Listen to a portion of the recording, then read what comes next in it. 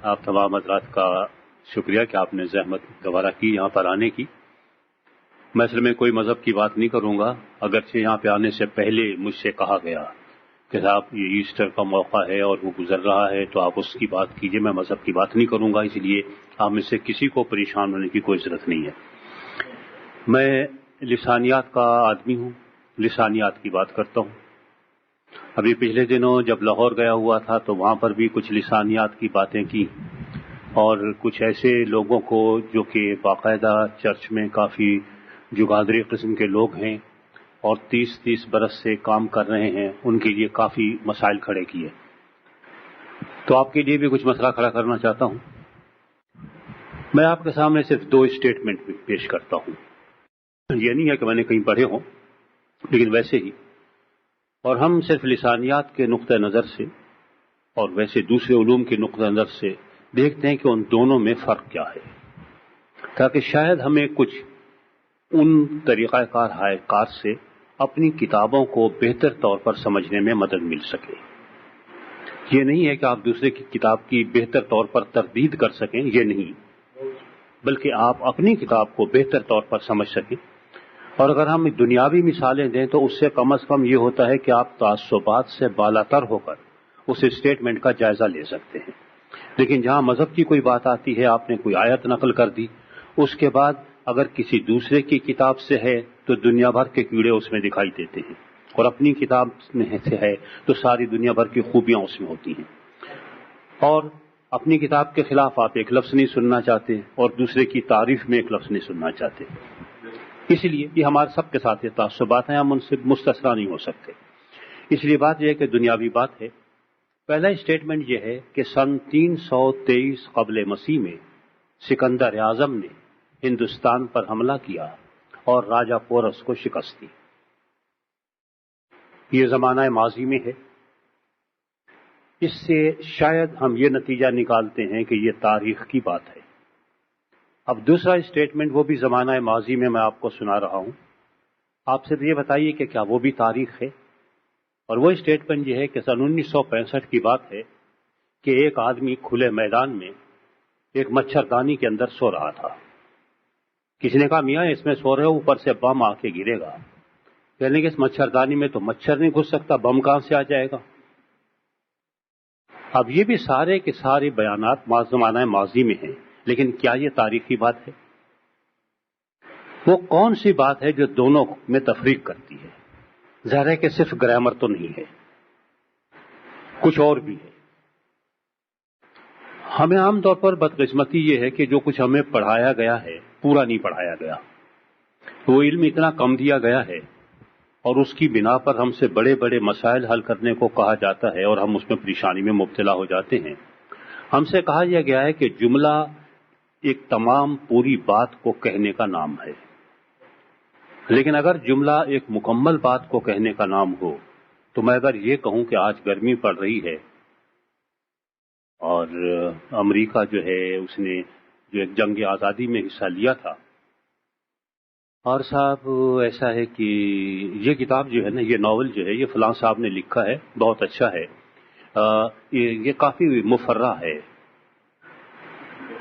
تو یہ مختلف جملے ہیں کہ کیا یہ کوئی عبارت بنتی ہے؟ جملہ اپنی ذات میں مکمل نہیں ہوتا. جملہ دوسرے جملوں کے ساتھ مل کے کوئی ربط رکھتا ہے، اور جب وہ ربط نہ ہو تو اس جملے کا کوئی مفہوم نہیں ہوتا. اور ہر جملے کا اپنا سیاق و سباق ہوتا ہے، اس میں اس کا مفہوم ہوتا ہے. اگر آپ اس چیز کو وہاں سے نکال لیں تو آپ اس سے جو چاہے ثابت کر دیں اور جو چاہے آپ کسی کی تردید کر دیں. تو جو پہلا بیان تھا کہ سن 323 قبل مسیح میں سکندر اعظم نے ہندوستان پر حملہ کیا اور راجہ پورس کو شکست دی، اگر ہم یہ معلوم کرنا چاہیں کہ کیا اس کی کوئی تاریخی حیثیت ہے یا نہیں تو ہمیں بہت ساری باتوں کا جائزہ لینا پڑے گا. جملہ بالکل چھوٹا سا ہے. ہمیں یہ دیکھنا پڑے گا نمبر 1 کہ کیا تاریخ میں کوئی ایسا شخص بھی گزرا ہے جس کا نام سکندر اعظم تھا. نمبر 2 کیا کوئی ایسا ملک دنیا میں وجود رکھتا تھا جس کا نام ہندوستان ہو. نمبر 3 کیا کوئی ایسا شخص بھی تھا تاریخ میں جس کا نام پورس ہو. نمبر 4، کیا وہ پورس واقعی راجا تھا یا وزیر اعظم تھا یا کوئی اور چیز تھی؟ نمبر 5، کیا سکندر اعظم واقعی اس علاقے میں جسے ہندوستان کہتے تھے آیا تھا؟ نمبر 6، کیا سکندر اعظم اور راجا پورس کے درمیان کوئی لڑائی ہوئی تھی؟ نمبر 7، کیا اس میں واقعی سکندر اعظم نے پورس کو شکست دے دی تھی؟ نمبر 8، کیا 323 قبل مسیح میں سکندر خود بھی زندہ تھا؟ نمبر 9، کیا جس وقت 323 قبل مسیح سے ہندوستان کا وجود تھا یا نہیں تھا اس سے پہلے؟ اور 323 قبل مسیح سے کیا اس وقت راجا پورس بھی زندہ تھا یا نہیں؟ تو اتنے ایک چھوٹے سے جملے کا جب تجزیہ کرنے بیٹھتے ہیں تو کم از کم 10 اور تاریخی حقائق چاہیے، اور جب تک آپ ان کا جائزہ نہیں لے لیتے اس چھوٹے سے جملے کی آپ کوئی تعداد نہیں کہہ سکتے کہ یہ تاریخی طور پر صحیح ہے یا غلط۔ اس کے برعکس جو دوسری بات تھی کہ سن 1965 کا ذکر ہے، اس میں بھی ایک سن بیان کیا گیا، سن وہاں پر بھی تھا، سن یہاں پر بھی ہے، لیکن دوسرے جملے میں اگر 1965 کی بجائے اگر آج کی بھی آپ بات کر لیں یا 1971 کی لڑائی کی بات کر لیں یا 1947 کے واقعے کی بات کر لیں تو تب بھی وہ صحیح رہے گا، کیونکہ وہ تاریخی بات نہیں ہے، وہ ایک لطیفہ ہے، اور لطیفے کے لیے تاریخی طور پر تو اس کے صرف حوالہ اس لیے دیا گیا کہ پہلے آپ کو یہ تاثر ملے کہ واقعی جو آپ بات کر رہے ہیں وہ ہوئی ہوگی، لیکن آگے سے آپ کو معلوم ہو جاتا ہے کہ نہیں صاحب یہ بات تو نہیں ہوئی ہے، صرف ویسے ہی سنایا گیا ہے۔ اور دوسرے کا مقصد آپ کی معلومات میں اضافہ کرنا نہیں ہے بلکہ کسی کا مذاق اڑانا ہے۔ اس دوسرے جملے میں اصل میں یہاں پر میں نے کہا تھا کہ ایک آدمی جو ہے کھلے میدان میں سو رہا تھا، وہاں اس آدمی کی ایک قومیت کا ذکر کیا گیا ہے جو جان بوجھ کے میں نے نہیں کہا، کیونکہ ہمارے ہاں ان لوگوں کا حوالہ دے کے مذاق اڑایا جاتا ہے، ہر ایک جگہ یہی ہوتا ہے کچھ نہ کچھ۔ تو اس کو سمجھنے میں اور اسے سمجھنے میں دونوں میں ایک فرق ہے۔ دوسرے قسم کا جو جملہ ہے یا بیان ہے وہ آپ سے سنجیدگی کا تقاضا نہیں کرتا، لیکن پہلا بیان آپ سے سنجیدگی کا تقاضا کرتا ہے۔ دوسرے بیان کی تردید کرنے کی آپ کو کوئی ضرورت نہیں ہے، لیکن پہلے بیان جو ہے اس کی تائید یا تردید دونوں میں سے ایک چیز لازمی ہے۔ یہ دوسرا بیان جو ایک لطیفہ تھا، جب آپ سنتے ہیں آپ صرف ہنس دیتے ہیں، آپ یہ نہیں کہتے کہ ہو کیسے سکتا ہے، اگر آپ ایسا کہیں تو لوگ آپ پہ ہنستے ہیں، لیکن جو پہلا قسم کا تاریخی بیان ہے اس کے بارے میں اگر آپ یہ ثابت کر دیں کہ سکندر اعظم کا 323 قبل مسیح میں انتقال ہو چکا تھا تو لہذا وہ نہیں آ سکتا، تو پھر بات چلے گی کہ انتقال شروع میں ہوا تھا یا آخر میں ہوا تھا اور یہ واقعہ کب کا ہے، تو بات آگے بڑھے گی۔ تو تاریخ اس بات کا تقاضا کرتی ہے کہ آپ اس کی ایک ایک جزیہ بیٹھ کے گفتگو کریں اور اس کا تنقیدی طور پر جائزہ لیں۔ اگر وہ بات تاریخی طور پر صحیح ثابت ہوتی ہے تو اسے قبول کر لیں، اور اگر تاریخی طور پر وہ صحیح ثابت نہیں ہوتی تو آپ اسے جھٹلا دیں۔ ہمارے یہاں بدقسمتی سے جو باتیں ہیں جن پہ ہمارا زیادہ تر عام طور پر بھروسہ رہتا ہے ان کا تاریخ سے تعلق نہیں ہوتا، اگرچہ ان باتوں کا تاریخ سے تعلق تھا، لیکن ہم تاریخی تناظر سے ہٹا کے ان باتوں کو دیکھنے کی کوشش کرتے ہیں اور ہر دور میں ان کو اپلائی کرنے کی کوشش کرتے ہیں۔ بعض اوقات وہ حالات نہیں ہوتے، جب حالات بدل جاتے ہیں تو ظاہر ہے کہ اگر کوئی بات آج سے 2000 برس پہلے کہی گئی تھی اور جن حالات میں وہ کہی گئی تھی اور آپ اس کو انہی تمام جزیات کے ساتھ اپلائی کرنا چاہیں تو نہیں کر سکیں گے۔ مثلا میں آپ کو مثال دیتا ہوں، اب میں تھوڑا سا مذہب کی طرف آ رہا ہوں۔ مسیح نے یہ کہا کہ اگر کوئی تمہیں رومی فوجی جو ہے وہ 1 میل بیگار میں لے جانا چاہے جس کا اسے قانونی حق حاصل ہے تو تم اس کے ساتھ 2 میل چلے جاؤ۔ آپ نہ رومی ہیں نہ کسی کو قانونی طور پر یہ حق حاصل ہے، اگر اس کو میں اپلائی کرنا چاہوں اور اسی تک جزیات کے ساتھ تو پہلے میں رومی ڈھونڈتا پھروں، رومی فوجی ڈھونڈوں، وہ قانون ڈھونڈوں جس کے تحت اس کو 1 میل لے جانے کا مجھے حق حاصل ہو، اور جب وہ نہ ملے تو میں کہوں میرے اوپر اپلائی نہیں ہوتا۔ تو اس قسم کے بیانات سے ہم کوئی ایک نتیجہ اخذ کرتے ہیں کہ اگر کوئی شخص آپ کے ساتھ زیادتی کر رہا ہے اور وہ اس کو قانونی حق پہنچتا ہے اور وہ آپ کو اس سے مزید نقصان پہنچا سکتا ہے، تو بجائے اس کے کہ آپ کو وہ مزید نقصان پہنچائے، آپ پہلے ہی اپنے آپ کو سینٹر کر دیں۔ اب یہ بات قابل قبول ہو یا نہ ہو، یہ ایک بالکل الگ مسئلہ ہے، لیکن آپ اس کو کچھ نہ کچھ جنرلائز کر سکتے ہیں، ایک عمومی حیثیت دے سکتے ہیں۔ لیکن اس کو پہلے سمجھنے کے لیے آپ کو اس دور میں جانا پڑے گا اور دیکھنا پڑے گا کہ جب یہ بات کہی گئی تھی تو کیوں کہی گئی تھی۔ آپ نے دیکھا ہوگا کہ میں نے اس میں 2 الفاظ کا اضافہ کیا، اگر آپ ترجمے سے واقف ہیں، ایک فوجی کا اضافہ کیا رومی کا، اور ایک قانون کا، اس لیے کہ یہ مجھے معلوم ہے کہ اس زمانے کا مطالعہ کرنے کے بعد کہ اس زمانے میں رومی فوجی کو قانونی طور پر یہ حق پہنچتا تھا، یہ وہاں پہ بات نہیں ہے، لیکن جن لوگوں سے کہا جا رہا تھا ان کی بات سمجھ میں آ رہی تھی کہ کیا کہا جا رہا ہے۔ تو اگر وہ تاریخی پس منظر ہمارے سامنے نہ ہو تو ہم بہت ساری باتیں نہیں سمجھ پاتے، اور ہم اس سے گریز اس لیے کرتے ہیں کہ تاریخی طور پر جہاں پر آپ بات کرتے ہیں وہاں پہ دوسرے آدمی کو تردید کرنے کا موقع بھی اس کے ہاتھ میں آ جاتا ہے کہ وہ یہ کہہ سکے کہ تاریخی طور پر ایسا ہوا تھا یا نہیں ہوا تھا، اور ہم بچتے تاریخ سے اس لیے ہیں۔ پہلے بھی ایک دفعہ میں نے عرض کیا تھا کہ ہمارا تاریخ سے بھاگنے کی ایک وجہ یہ ہے کہ ہماری تاریخ ویسے کمزور ہے ماشاءاللہ، اور دوسری یہ ہے کہ چونکہ ہمیں یہ خوف لاحق رہتا ہے، اندر بیٹھا ہوا ہے کہ صاحب کوئی تردید نہ کر دے، اور وہ خوف اس بات کی نشاندہی کرتا ہے کہ جس بات کو ماننے کا ہم دعویٰ کر رہے ہیں حقیقی طور پر وہ ہمارے دلوں میں نہیں اترا ہے۔ اگر وہ بات ہمارے دلوں میں اتر گئی ہوتی اور جزو بدن بن گئی ہوتی تو پھر ہمیں یہ خطرہ لاحق نہیں ہوتا۔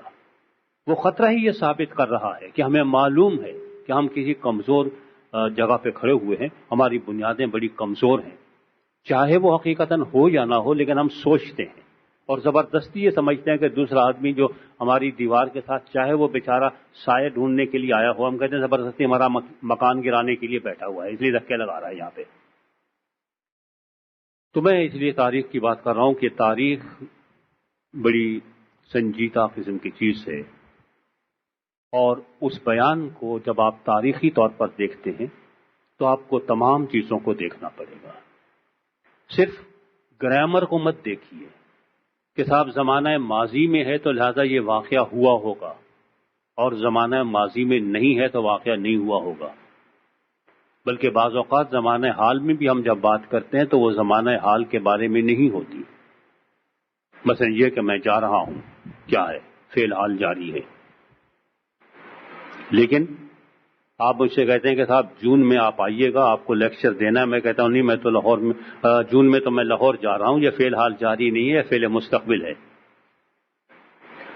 تو ہمیں ان تمام چیزوں سے باہر نکل کے سوچنا ہوگا، تنقیدی جائزہ لینا ہوگا اپنے تمام اسٹیٹمنٹس کا، چاہے وہ کتنے ہی ہمیں آسان کیوں نہ دکھائی دیتے ہوں، اور اگر اس تنقید کی ابتدا اپنے گھر سے کی جائے تو وہ بہت اچھا ہے۔ ہماری کمزوری اور خامی یہ ہے کہ ہم ہمیشہ تنقید کی ابتدا دوسرے کے گھر سے کرتے ہیں، ہمیں دوسرے کے گھر کے سامنے کی گندگی دکھائی دیتی ہے، اپنے گھر کے سامنے کا ڈھیر دکھائی نہیں دیتا، ہمیں دوسرے کی آنکھ کا تنکا دکھائی دیتا ہے لیکن اپنا شہتیر جو ہے اس سے ہم ناواقف رہتے ہیں۔ تو اگر ہمیں تنقید کرنا ہی ہے، یہ شوق پورا کرنا ہی ہے، تو ہم اپنے ہاتھ خود ہی کیوں نہ تنقید کر لیں، بجائے اس کے کہ ہم دوسروں پہ تنقید کرتے پھریں۔ میں اگر اس اسٹیٹمنٹ کی طرف پھر لوٹ کے آؤں کہ سن 323 قبل مسیح میں سکندر اعظم نے ہندوستان پر حملہ کیا اور راجہ پورس کو شکست دی، اس پہ اگر میں کسی اپنے ایمان کی بنیاد رکھنا چاہوں تو رکھ سکتا ہوں۔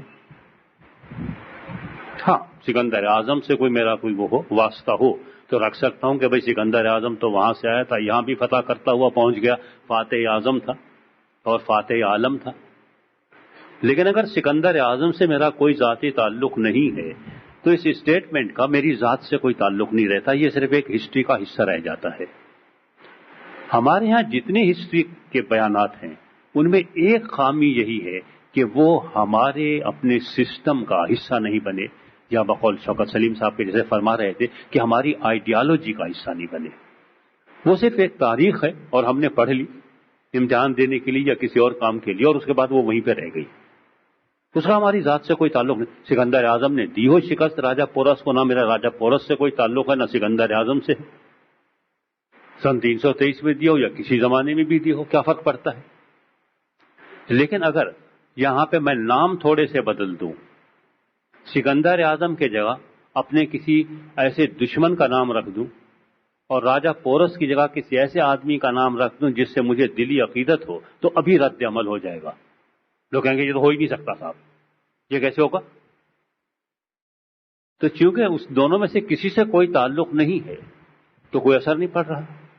لیکن جہاں پر ہمارے کسی کے ساتھ کسی قسم کا دلی لگاؤ ہوا یا دلی نفرت ہوئی، ہمارے سارے کے سارے جذبات ابھر کے سامنے آ جاتے ہیں اور ساری آبجیکٹیوٹی ختم ہو جاتی ہے. ہمارے یہاں پوری تعلیم میں اور تعلیمی نظام میں سب سے بڑی خامی یہی ہے کہ ہمارے یہاں آبجیکٹیوٹی نہیں ہے. ہم الگ ہو کے کسی بیان کا جائزہ نہیں لیتے، کسی چیز کو دیکھتے نہیں ہیں کہ ذرا دور کھڑے ہو کے دیکھ لیں. ہم اس کے ساتھ اس طرح سے دلی طور پر وابستہ ہوتے ہیں، نفرتوں کے معاملے میں بھی اور محبتوں کے معاملے میں بھی، کہ اس سے الگ ہو کے ہم سوچ نہیں سکتے. لہذا ہم دوسرے کا سر پھاڑنے کے لیے، اس کی جان لینے کے لیے اور اپنی جان دینے کے لیے تیار رہتے ہیں. اپنی جان نہ دینا چاہیں تو کم از کم دوسرے کی تو لے ہی سکتے ہیں. اس میں تو ہم بہت ماہر ہیں سب کے سب. ہم جب بھی ہمیں کسی کو موقع ملے، ہم کوئی کسی سے پیچھے نہیں ہے. تو اگر آپ اس سے ذرا الگ ہٹ کے سوچیں کہ یہ جو بیان آیا ہے کسی کتاب میں ہو یا کہیں بھی آپ نے پڑھا ہے، اس کا تنقیدی جائزہ لیں. اب اس کو صحیح ثابت کرنے کے لیے مجھے 10 اور چیزیں جاننا ضروری ہیں، ان کی تحقیق کروں کہ یہ صحیح ہے یا نہیں ہے.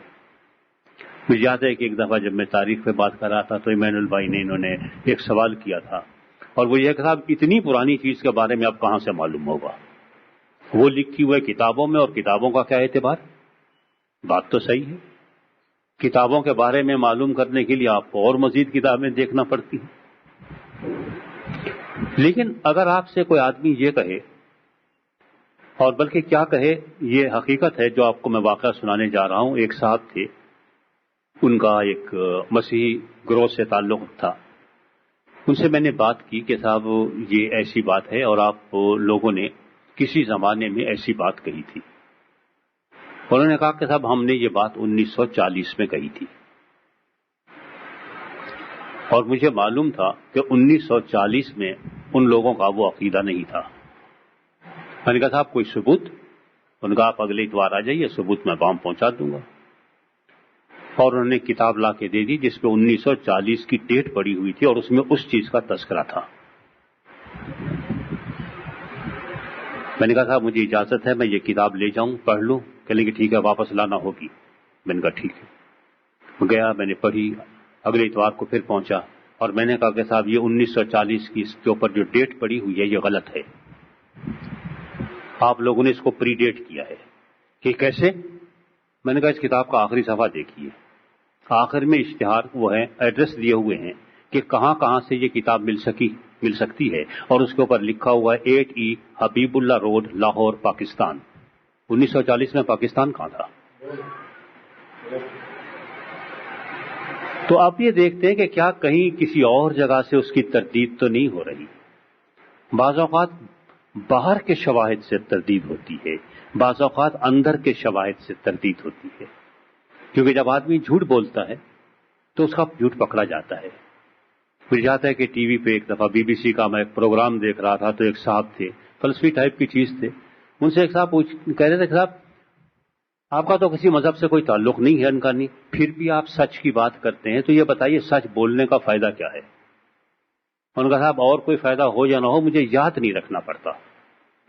جھوٹ کے لیے تو مجھے یاد رکھنا پڑتا ہے کس سے میں نے کیا کہا تھا، کس سے کیا کہا تھا. بس وقت ادھر کی بات ادھر نہ کر دوں، ادھر کی ادھر نہ کر دوں، مارا جاتا ہوں.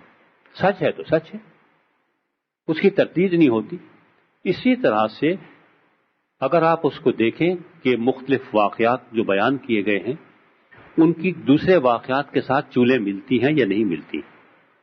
سکندر اعظم کی جیسے بات ہوئی کہ سکندر اعظم صاحب آئے بھی تھے کہ نہیں آئے تھے، تاریخ کی کتابوں میں تو لکھا ہوا ہے، اور اس زمانے میں بادشاہوں کو بڑھا چڑھا کے بیان کیا جاتا تھا. اور یہ بھی ہے کہ وہ ہوتا ہوا ملتان سے بھی گزرا، ادھر سے بھی گزرا. تو میں کہتا ہوں کہ پھر میرے پاس ایک لسانیات کے طالب علم کی حیثیت سے ایک راستہ کھلا ہے کہ میں یہ دیکھوں کہ کیا سرائیکی زبان پہ یونانی زبان کے کوئی اثرات مرتب ہوئے یا نہیں ہوئے، اور مجھے اس کا ثبوت مل جاتا ہے۔ اور وہ ثبوت ایسے ملتا ہے کہ صاحب آپ کے ہاں اردو میں اور پنجابی میں بھی جب آپ فیوچر ٹینس بناتے ہیں تو آپ گ لگاتے ہیں، میں جاؤں گا، جاواں گا، لیکن سرائیکی اور یونانی وہ ایسی عجیب و غریب زبانیں ہیں دو جن میں فیوچر ٹینس میں س لگتا ہے، میں ویسا، ہاں، تو وہ جو ہے س والی جو بات ہے اس سے اندازہ ہوتا ہے کہ ہاں اس زبان پہ کچھ ایسا گہرا اثر وہ چھوڑ کے گیا کچھ، اور ظاہر ہے کہ ایک دن کے آنے سے کچھ نہیں ہوتا، کچھ لوگ وہاں پہ رہ گئے ہوں گے، انہوں نے شادی بیاہ کیے ہوں گے، کچھ اور بھی باتیں ہوں گی، کچھ اور الفاظ سے پتہ چلتا ہے، تو ان کی کہیں نہ کہیں سے کوئی تائید یا تردید ہو ہی جایا کرتی ہے۔ تو تاریخ کے معاملے میں اتنا غیر یقینی ہونے کی بات نہیں، لیکن کچھ واقعات ایسے ہیں جن کے بارے میں صرف تذکرہ ملتا ہے اور اس کی تائید یا تردید کرنے کے لیے آپ کو ادھر ادھر ہاتھ پیر مارنا پھرتے ہیں۔ بعض دفعہ لوگ کہتے ہیں کہ اتنا بڑا واقعہ اور اس کی تائید اتنی ذرا سی۔ آپ یہ بتائیے کہ ایک آدمی جو وہاں پہ روم میں بیٹھا ہوا ہو یا یونان میں بیٹھا ہوا ہو اور یہاں کے واقعے میں کتنی دلچسپی لے گا؟ آج آپ اخبار اٹھا کے دیکھ لیجئے، ہمارے اخبارات میں زیادہ تر مقامی خبریں ہوتی ہیں، کیونکہ یہاں سے جنگ جو ہے یا دوسرے اخبار جو ہیں انگریزی کا ڈان وغیرہ وہ باہر بھی جاتے ہیں تو اس میں دنیا بھر کی خبریں ہوتی ہیں، لیکن آپ گاؤں میں چلے جائیں اور وہاں پہ جو نکلتا ہے، مجھے کانپور سے جھوک نکلتا ہے سرائیکی زبان میں نے خود پڑھا ہے، اس میں کبھی بھی تو اس کے باہر کے علاقے کی خبر نہیں ہوتی، ایسا جیسے دنیا میں اور کوئی وجود ہی نہیں ہے کسی چیز کا۔ تو وہ بیچارہ بیٹھا ہوا اپنے زمانے کے بارے میں لکھ رہا تھا، دوسروں کے بارے میں لکھ بھی نہیں رہا تھا، تو آپ کو نہیں ملے گا۔ لیکن اگر کوئی سیاح آ گیا اور وہ کچھ کہہ گیا تو وہ بات مستند ہے۔ لیکن اب یہاں پہ سوال یہ پیدا ہوتا ہے کہ وہ جو کچھ ہمیں ملا ہے لکھا ہوا، کیا واقعی اس شخص نے لکھا تھا یا اس دور میں لکھا گیا تھا یا نہیں لکھا گیا تھا؟ اب میں آپ کو ایک اور بیان آپ کے سامنے دیتا ہوں جس سے آپ معلوم کر سکتے ہیں کہ یہ بیان جس شخص کا ہے وہ صحیح سچ بول رہا ہے یا غلط بول رہا ہے۔ میں کہہ رہا ہوں سن 1948 کی بات ہے، جب ایوب خان صدر پاکستان تھے تو ان کے زمانے میں ایسا ہوا۔ آپ فوراً کہیں گے بھائی انہوں نے 1958 میں آ کے بیٹھے تھے، 1948 میں نہیں بیٹھے تھے، آپ کا دماغ ٹھیک ہے؟ اگر آپ کو تاریخ سے واقفیت ہے تو آپ میرا جھوٹ فوراً پکڑ لیں گے۔ آپ بولیں گے کہ زبردستی کوئی چیز گھڑ رہا ہے اور اس کو تاریخ کے بارے میں ذرا بھی معلوم نہیں ہے۔ تاریخ بڑی بے رحم ہے، اس لیے اگر تاریخی طور پر ان باتوں کا جائزہ لیا جائے جن کی خاطر ہم ایک دوسرے کی جان لینے کے لیے تیار ہو جاتے ہیں، اور اسے دیکھیں کہ کیا اس دور میں ایسی بات کہنا ممکن تھی، اگر کہی گئی تھی تو اس کا پس منظر کیا تھا، وہ آدمی کیا کہنا چاہ رہا تھا اور کن لوگوں سے کہہ رہا تھا۔ کیونکہ یہ بالکل بات طے ہے کہ جو باتیں میں آپ سے کر رہا ہوں باہر جا کے یہ باتیں نہیں کروں گا۔ میں بھی بزدل ہوں، مجھے بھی اپنی جان کا خطرہ ہے، ایسی بات نہیں کروں گا تاریخ کی، اور یہ نہیں کہوں گا کہ آپ تاریخ کا تنقیدی جائزہ لیجئے۔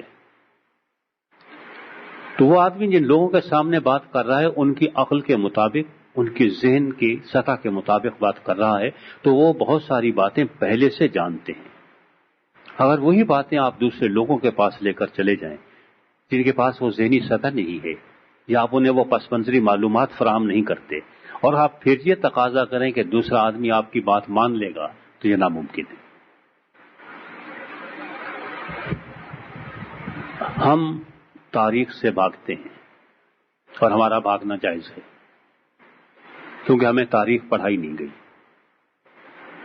اور میں ہمیشہ یہ کہتا ہوں کہ جو کچھ ہم نے اسکول اور کالج میں اور یونیورسٹی میں پڑھا وہ تاریخ نہیں تھی، وہ کچھ اور تھا۔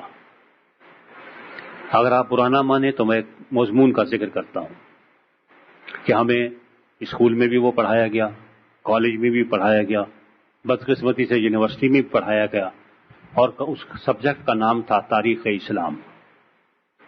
اور وہ اسلام کی تاریخ نہیں تھی بلکہ ان بادشاہوں کی تاریخ تھی جنہیں اپنے مسلمان ہونے کا دعویٰ تھا اور جن کے افعال سے ظاہر تھا کہ وہ مسلمان نہیں تھے.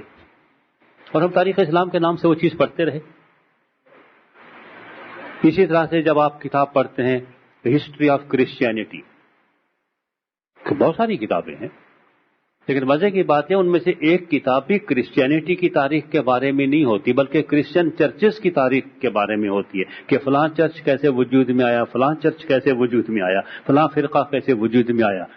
تو وہاں بھی مذاق جاری ہے، ہمارے یہاں بھی مذاق جاری ہے، ہم سب وہی کام کر رہے ہیں. تو اگر آپ ہسٹری کی بات کر رہے ہیں تو پھر تو آپ اس عقیدے کی یا اس آئیڈیالوجی کی، اس نظریے کی بات کیجئے کہ اس میں ڈیولپمنٹ کیا ہوئی. تب تو آپ کہہ سکتے ہیں کہ ہاں یہ عیسائیت کی تاریخ ہے اور یہ عیسائیوں کی تاریخ ہے، دونوں میں فرق ہونا چاہیے. اور دونوں میں ہم تفریق نہیں کر رہے ہیں.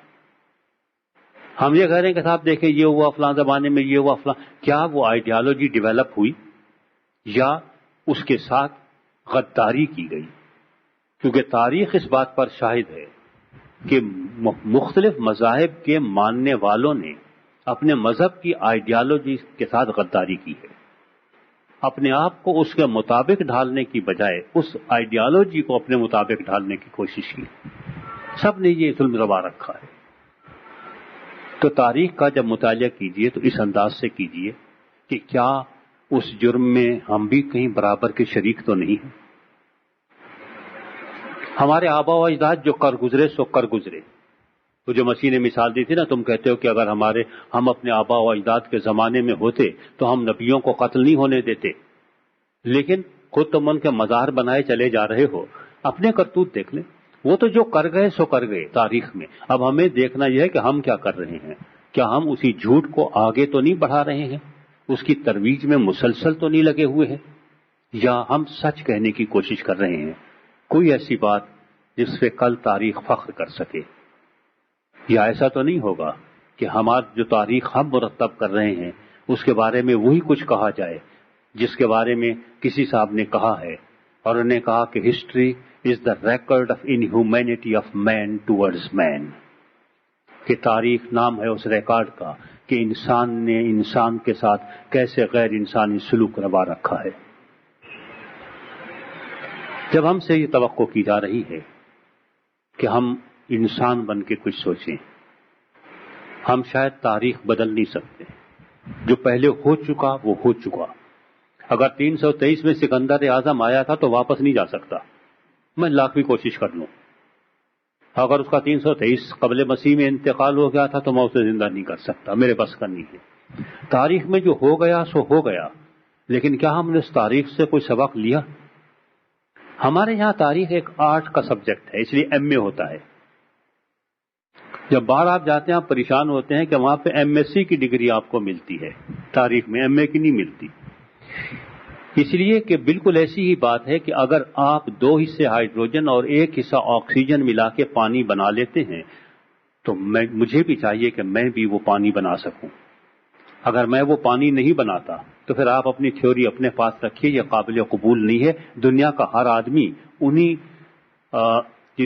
ضروریات کے تحت اور انہی کنڈیشنز میں، شرائط کے تحت 2 حصے ہائیڈروجن اور 1 حصہ آکسیجن ملا کے پانی بنانے کے قابل ہو. تو یہ سائنس ہے. تو اگر تاریخ میں کچھ واقعات ہوئے کہ صاحب اکبر اعظم نے یہ اصطلاحات کی، ہم پڑھتے ہیں ٹوڈرمل کو لگا دیا، لیکن حالات کیا تھے، کیوں اصطلاحات کی ضرورت پیش آئی تھی؟ یعنی اتنا معاشرہ خراب ہو گیا تھا یا پہلا سسٹم اتنا ناکارہ تھا کہ اس میں اصطلاحات کی ضرورت پیش آ گئی تھی؟ اور آج اگر ہم اسی ناکارہ سسٹم کو آج پھر رائج کرنے کی کوشش کریں تو ہمارے پاس تو اب ٹوڈرمل بھی نہیں ہے جو اصطلاحات کر سکے. تاریخ سے ہمیں یہ سبق لینا ہے کہ اگر ان حالات میں ایسا ہوا اور ہم اسی رویے پہ چل رہے ہیں، اسی راستے پر چل رہے ہیں، انہی پہلی اقوام کی سنت پر چل رہے ہیں، تو ہمارا حشر بھی وہی ہوگا جو ان کا ہوا. لیکن اگر ہم اس تاریخ سے عبرت حاصل نہیں کرتے تو ہم بھی کل ختم ہو جائیں گے. اس لیے تاریخ کو صرف اس طرح سے اس کا مطالعہ مت کیجیے کہ بس صرف مزے لے رہے ہیں اور حقائق پڑھ رہے ہیں. اور ڈیٹس یاد کر رہے ہیں کہ فلاں سن میں یہ ہوا تھا، فلاں سن میں یہ ہوا تھا، فلاں سن میں یہ ہوا تھا، لیکن کیا آج بھی وہ ہو سکتا ہے؟ اور اگر آج ہوگا تو پھر کل کیا ہوگا؟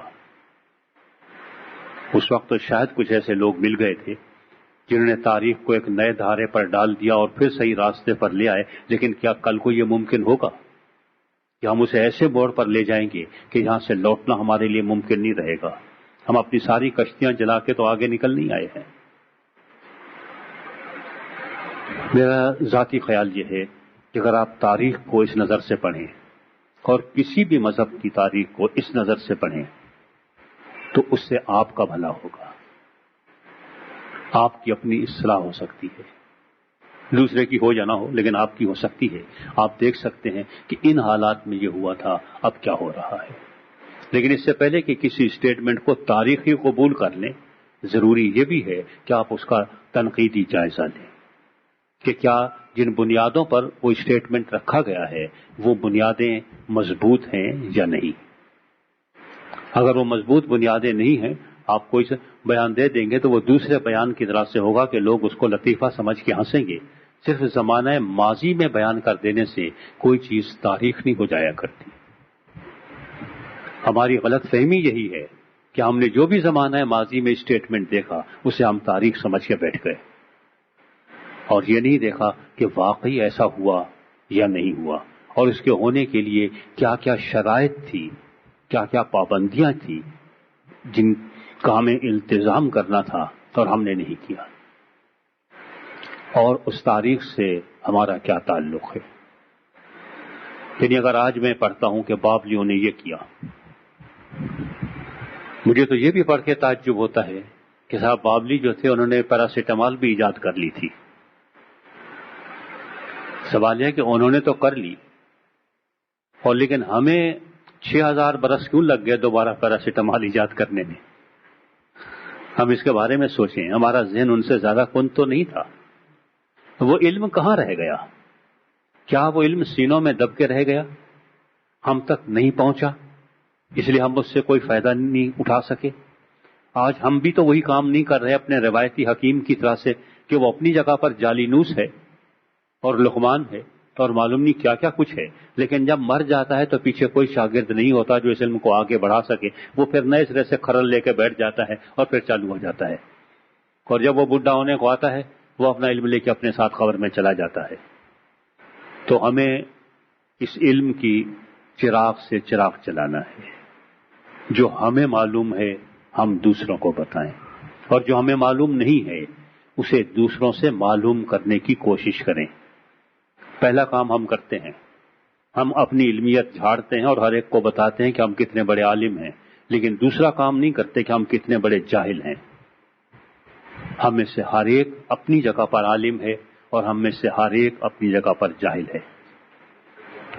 مجھے یاد ہے کہ ٹی وی کے پروگرام میں اشفاق احمد صاحب آ رہے تھے اور یہ کچھ علم کی بات چل پڑی، تو انہوں نے کہا کہ صاحب وہ پڑھے لکھے لوگ، اور یہ انہوں نے کہا تھا بات سنیے، میرا جوتا جب خراب ہو جاتا ہے نا تو میں اس میں ایک کیل نہیں لگا سکتا۔ وہ موچی کو اس کے بارے میں مجھ سے زیادہ علم ہے، وہ اپنی فیلڈ کا عالم ہے، میں اپنی فیلڈ کا عالم ہوں، میں کتاب کا عالم ہوں لیکن جوتے میں موچی کیل نہیں لگا سکتا، وہ عالم ہے۔ تو ہر آدمی عالم ہے، بہت ساری ایسی فیلڈز ہیں جن کے بارے میں ہم کچھ نہیں جانتے، تو ہمیں اس کے بارے میں اپنی جہالت کا اعتراف کرتے ہوئے دوسروں سے سیکھنا ہوگا، اور یہ امداد باہمی سے ہو سکتا ہے کہ ہم سب ایک دوسرے کو سکھانے کی کوشش کریں اور سب ایک دوسرے سے سیکھنے کی کوشش کریں۔ ہم میں سے جس تک جو اچھی بات پہنچی ہے آپ اسے قبول کر لیجئے، آگے دوسروں کو بڑھائیے۔ یہ مت دیکھیے کہ کہنے والا کون ہے، جہاں ہم یہ دیکھتے ہیں کہ کہنے والا کون ہے وہیں پہ ہم کہتے ہیں کہ یہ بات تو اچھی شاید ہوگی، لیکن کیونکہ فلاں صاحب نے کہی ہے اور ان کا تعلق فلاں مذہب سے ہے تو شاید یہ بات اچھی نہ ہو۔ تو ان تعصبات سے ہمیں اپنے آپ کو الگ کرنا ہوگا، ہمیں یہ دیکھنا ہوگا کہ جو اچھی بات ہے ہم سیکھیں، اور جو ہم نہیں سیکھ سکے اس کو بھی سیکھنے کی کوشش کریں، اپنی جہالت کو کم کریں۔ علمیت میں تو شاید ہم اضافہ کر پائیں یا نہ کر پائیں، لیکن اگر ہماری جہالت میں کچھ کمی واقع ہو گئی تو یہی بھی بہت غنیمت ہے۔ ویسے تو یہ ہے کہ اگر علمیت بڑھ جائے تو بہت اچھی بات ہے، لیکن جب تک جہالت موجود ہے اس وقت تک علمیت قدم نہیں رکھ سکتی. اور پھر وہی مجھے عربی کا ایک قول یاد آ جاتا ہے کہ صاحب جاہلوں کی، عالموں کی اور جاہلوں کی 4 قسمیں ہیں. ہمارا چوتھے میں شمار ہوتا ہے. پہلا یہ ہے کہ الذی یعلم وانہ یعلم، هو عالم. پہلا شخص وہ ہے جو جانتا ہے اور یہ جانتا ہے کہ میں جانتا ہوں، یہ شخص تو ہے عالم. دوسرا شخص یہ ہے کہ الذی یعلم ولا یعلم انہ لا یعلم. دوسرا شخص وہ ہے جو جانتا ہے لیکن بدقسمتی سے یہ نہیں جانتا کہ وہ جانتا ہے. تو ایسے شخص کو یہ بتانے کی ضرورت ہے کہ میاں آپ کو سب کچھ پہلے سے معلوم ہے. تیسرا آدمی وہ ہے کہ الذی لا یعلم وانہ یعلم انہ یعلم، کہ وہ شخص نہیں جانتا لیکن اتنا ضرور جانتا ہے کہ بھائی میں نہیں جانتا. تو ایسے آدمی کو آپ سکھا سکتے ہیں. اور جو چوتھے قسم کا آدمی ہے جو ہماری طرح کا ہے وہ الذی لا یعلم ولا یعلم انہ لا یعلم. وہ آدمی جانتا نہیں اور یہ تک نہیں جانتا کہ میں نہیں جانتا. ہم ابھی تک اسی چوتھی منزل پر کھڑے ہوئے ہیں جہاں ہم جانتے بھی کچھ نہیں اور ہمیں یہ معلوم بھی نہیں ہے کہ ہم نہیں جانتے. کم از کم ہم تیسری سٹیج پر تو آ جائیں کہ جہاں ہمیں یہ احساس ہو جائے کہ ہم نہیں جانتے. پھر ہم یہ توقع کر سکتے ہیں، پھر ہم کچھ جان جائیں گے اور شاید ہمیں احساس نہیں ہوگا. اور چوتھی منزل وہ تو انبیاء کرام کی منزل ہے کہ جو جانتے ہیں اور جانتے ہیں کہ جانتے ہیں. لیکن جب تک ہم اسی منزل پر رہے کہ معلوم بھی کچھ نہیں اور اعتراف بھی ہمیں نہیں ہے کہ ہم نہیں جانتے اور معلوم بھی نہیں ہے، تو ہم آگے نہیں بڑھ سکتے. تو آئیے ہم اپنی جہالت کا اعتراف کرتے ہوئے یہ تہیہ کریں کہ جہاں کہیں سے بھی ہمیں روشنی ملے گی اور یہ اندھیرے دور ہو سکیں گے، ہم وہاں سے روشنی لیتے ہوئے یہ نہیں سوچیں گے کہ اس چراغ کے اوپر میڈ ان امریکہ لکھا ہے، میڈ ان جاپان لکھا ہے، میڈ ان انڈیا لکھا ہے یا میڈ ان پاکستان لکھا ہے. جہاں کا بھی چراغ ہوگا اور روشنی دیتا ہوگا وہ ہم لے لیں گے. لیکن اگر اس چراغ پہ چاہے میڈ ان امریکہ لکھا ہو، میڈ ان انڈیا لکھا ہو، میڈ ان جاپان لکھا ہو اور میڈ ان پاکستان لکھا ہو، لیکن وہ روشنی نہ دیتا ہو، تو ہم ایسے چراغ کو پھینک دیں گے. اس کو زبردستی گھس گھس کے اس میں سے ہم الادین کا جن نکالنے کی کوشش میں نہیں لگے رہیں گے، کیونکہ ہم نے بہت گھس لیا ہے. اب وقت آ گیا ہے کہ ایسے چراغ پھینک دیں اور وہ چراغ لے لیں جو ہمیں کچھ روشنی دے سکتے ہیں. شکریہ.